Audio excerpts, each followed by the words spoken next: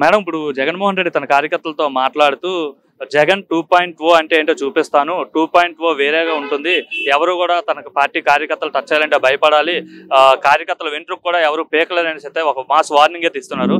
ఏంటి 2.0 వెర్షన్ ఏంటంటారు? అంటే ఇప్పుడు కరెక్ట్ గా మన ప్రభుత్వం వచ్చి మంచి ప్రభుత్వం ఎన్నికయ్యి 7 నెలలు దాటుతోంది.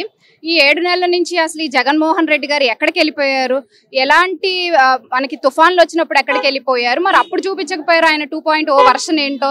ప్రజలకి కష్టాలు వచ్చినప్పుడు ఏ రోజు కూడా ఒక నాయకుడిగా నిలబడలేని జగన్మోహన్ రెడ్డి ఇవాళ ఏదో అంటే కొంచెం ఆయన బెంగళూరు అంటే ఇవాళ మాట్లాడేస్తే మళ్ళీ వీకెండ్ కి బెంగళూరు వెళ్ళిపోవచ్చు కదా అని చెప్పి ఏదో నేను 2.0 వర్షన్ అంటే అసలు 1.0 వర్షనే మాకొద్దు బాబోయ్ అని చెప్పి దేవుడు ప్రజలందరూ బాబోయ్ దేవుడో అని చెప్పి ఆయన్ని తిరస్కరించి అత్యధిక మెజారిటీ అంటే 90% ఆఫ్ ద ఓటర్స్ ఓట్ చేసి వాళ్ళ ఎన్డీఏ కూటమి ప్రభుత్వాన్ని గెలిపించారు.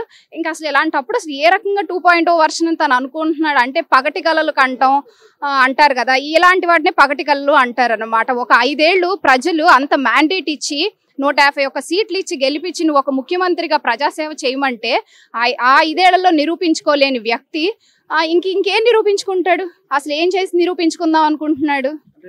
ఇంకో మాట కూడా అంటున్నాడు, ఈ రాష్ట్రాన్ని ఏలుతామని చెప్తుంటే అది కూడా పైగా 30 ఏళ్ళు అంటున్నారు. 30 ఏళ్ళు 5 ఏళ్ళు ఇచ్చిన పరిపాలనే తొగ్లక్ పరిపాలన చేశాడు.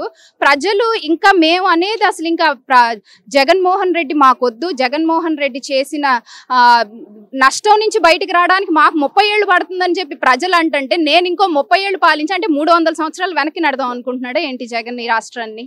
ఈ కూటమి ప్రభుత్వం వచ్చిన తర్వాత మొత్తం అంతా అరాచకం ఉంది, ఎక్కడ కూడా అభివృద్ధి లేదు, మొత్తం అంతా కూడా అవినీతి అని పెరిగిపోయింది అనేసి అయితే ఆయన అదొక మాట కూడా అంటున్నారు. అంటే అవినీతి, అరాచకం, కార్యకర్తల మీద దాడులు అనే దానికి care of address YSRCP party. తాము చేసిన పనులు మేమేదో చేస్తున్నామని చెప్పి నిందలేయడం అది ఎంతవరకు అనేది వాళ్ళ ఆత్మ పరిశీలన అంటారు చూసారు.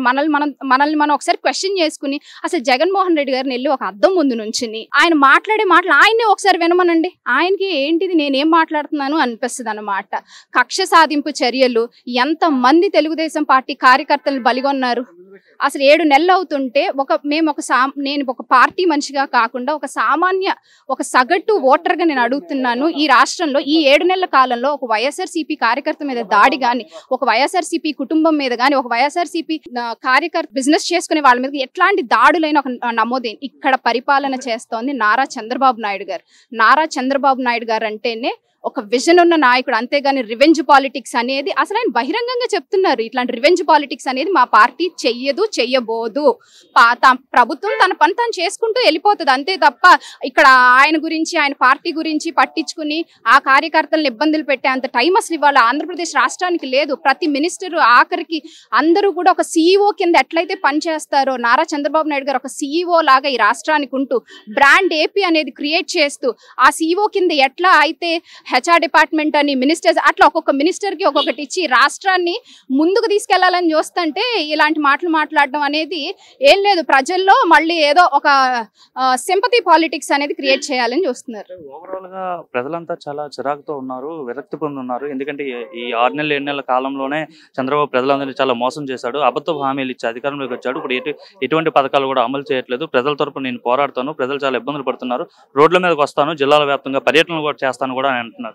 అబద్ధపు హామీలు అంటే అసలు అబద్ధపు హామీలు ఇవ్వాల్సిన అవసరం అసలు ఈ ప్రభుత్వానికి ఏముంది? సరే పోనీ అబద్ధపు హామీలని నేను రోడ్డు ఎక్కుతాను, ప్రజల కోసం రోడ్డు మీదకి వచ్చి ఏదో ఫైట్ చేస్తాను, ఒకసారి రండి మీరు రోడ్డు మీదకి వస్తే కదా మీకు ప్రజలకి ఎలా జరుగుతుంది, ప్రజలకి ఎలాంటి మంచి జరుగుతుంది మంచి ప్రభుత్వంలో అని మీకు తెలిసేది. మేము కూడా అడుగుతున్నాం, రోడ్ల మీదకి వస్తే మీకు తెలుస్తుంది ఎంత అభివృద్ధి జరుగుతుంది. అంతేగాని తాడేపల్లి ప్యాలెస్ లోను బెంగళూరు ప్యాలెస్ లో కూర్చుంటే తెలియదు కదా మీకు ఏం అభివృద్ధి జరుగుతుందని రాష్ట్రంలో.